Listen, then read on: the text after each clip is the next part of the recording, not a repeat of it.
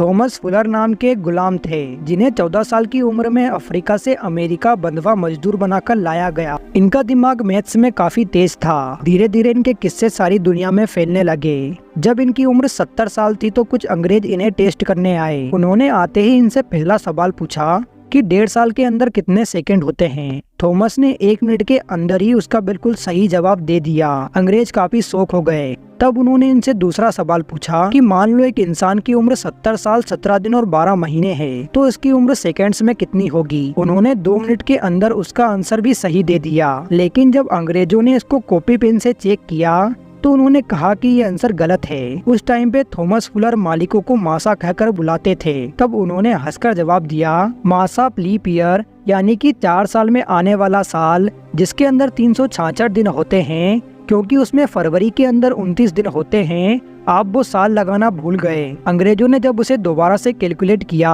तो वो इनके दिमाग को देखकर शॉक्ड हो गए। अगर थॉमस फुलर को थोड़ा भी पढ़ने का मौका मिलता तो ये दुनिया के सबसे बड़े गणितज्ञों में से एक होते। आज की इस वीडियो में आप इतिहास की कुछ ऐसी ही घटनाओं के बारे में जानोगे जो आपको वाकई हैरान कर देंगी, इसीलिए वीडियो को आखिर तक जरूर देखें। नंबर 1, दोस्तों, जब भी हम साउथ की मूवी देखते हैं तो हमें ये पता चलता है कि ग्रेविटी और साउथ की मूवीज के बीच जो रिश्ता है वो तो साक्षात न्यूटन भी समझ नहीं पाए।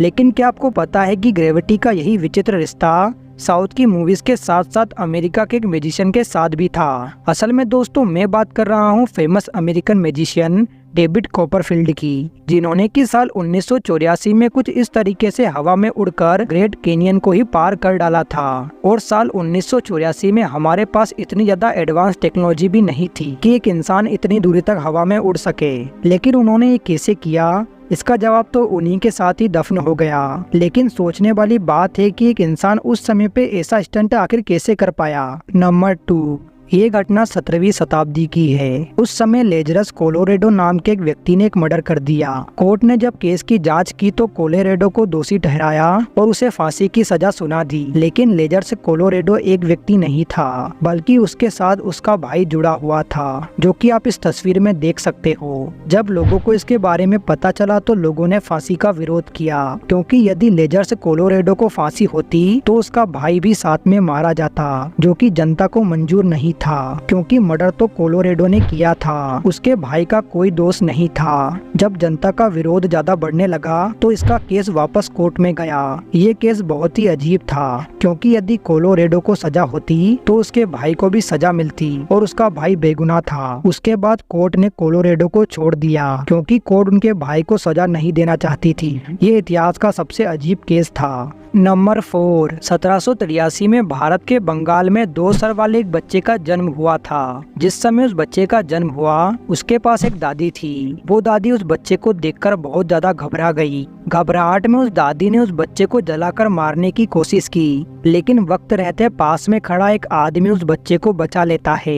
आग में गिरने की वजह से उस बच्चे का एक कान जल जाता है। बचपन में इस बच्चे को देखकर हर कोई हैरान था, लेकिन जब बच्चा बड़ा हुआ तो माँ बाप ने सोचा कि ये बच्चा हमारे लिए कमाई का जरिया बन सकता है। इसके लिए माँ बाप इस बच्चे को लेकर कलकत्ता आ जाते हैं। कलकत्ता में इस बच्चे को देखने के लिए भीड़ लग जाती थी, लेकिन माँ बाप अपने बच्चे को तभी दिखाते जब कोई पैसे देता था। धीरे धीरे ये बच्चा पूरे कलकत्ता में मशहूर हो गया।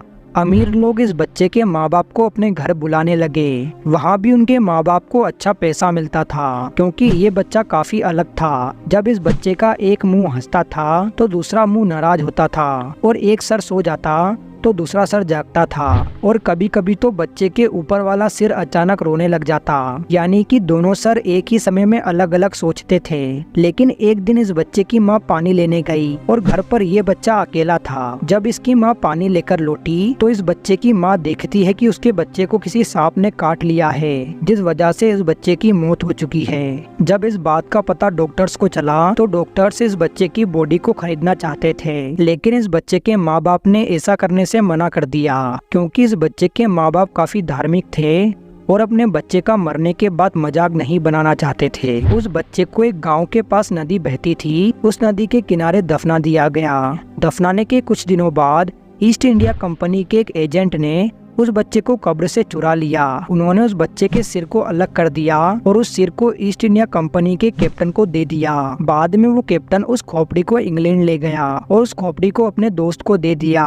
बंगाल के उस बच्चे की खोपड़ी आज के समय में भी लंदन के एक म्यूजियम में देखी जा सकती है। आज की इस वीडियो में दोस्तों बस इतना ही। अगर आपको ये वीडियो अच्छा लगा तो प्लीज वीडियो को लाइक करें और ऐसे ही वीडियो देखने के लिए हमारे चैनल को सब्सक्राइब करें।